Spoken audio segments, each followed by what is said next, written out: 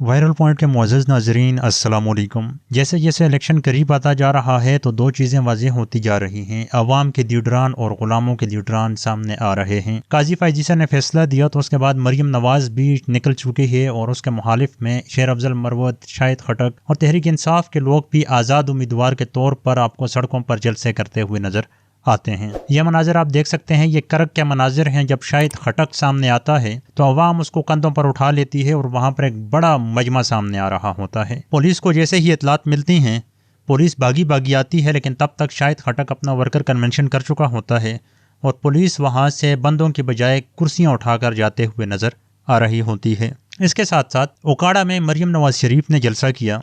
इस जलसे के लिए कई महीनों से तैयारियां जारी थीं। हत्ता कि डिप्टी कमिश्नर की जानिब से तमाम तालीमी इदारों को बंद करने के भी नोटिस भिजवा दिए गए थे। आज जब जलसा हुआ तो धुएं शुएं छोड़कर ये मनाजिर आपको दिखा दिए कि ये बहुत बड़ी तादाद आवाम की शिरकत कर रही थी। लेकिन ये वाली तस्वीर ज़रा आप देखें, ये ड्रोन के ज़रिए ली गई है। अगर इस तस्वीर को थोड़ा जूम करेंगे तो आपको अंदाज़ा हो जाएगा कि कितना बड़ा पंडाल था और तमाम तर सरकारी वसाइल खर्च करने के बावजूद कितनी आवाम वहाँ पर पहुँची थी। इससे तो कई गुना ज़्यादा ये वाले मनाजिर आप देखें।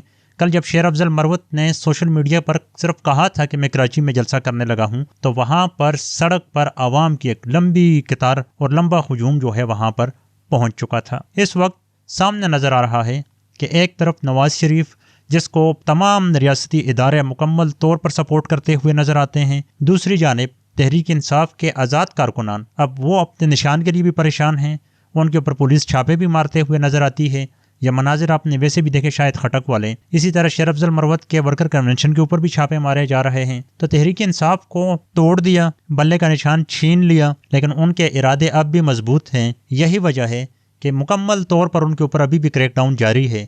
जहाँ पर वो थोड़ी सी हरकत करते हैं वहीं पर इदारे आके उनको गर्दन से दबोच लेते हैं। दूसरी जानिब मरीम नवाज शरीफ के जलसों को कामयाब बनाने के लिए आज घी और दाल चाल के डब्बे बांटे गए, आवाम को बुलाया गया और धुएं शुएं छोड़कर आवाम को बताया गया कि बड़ी एक कसीर तादाद आवाम की शामिल थी।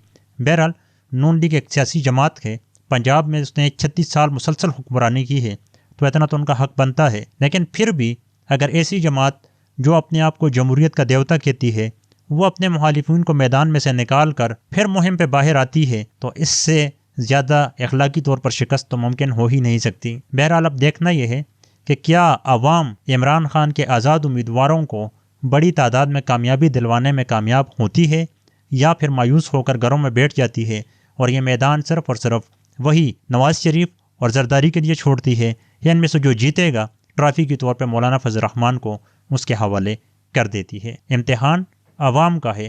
तहरीक इंसाफ की जानिब से जो हो सकता था उन्होंने कर दिया। अब आवाम के ऊपर डिपेंड करता है कि आवाम अपने हलकों में उन लोगों को वोट देती है जिनको इमरान खान ने टिकट दिए थे, या फिर तकसीम होकर दोबारा उन्हीं लोगों को सामने लाना चाहती है जो इस वक्त मुकम्मल तैयारी के साथ चौथी मरतबा वज़ीर-ए-आज़म बनने के लिए पर तोल रहे हैं।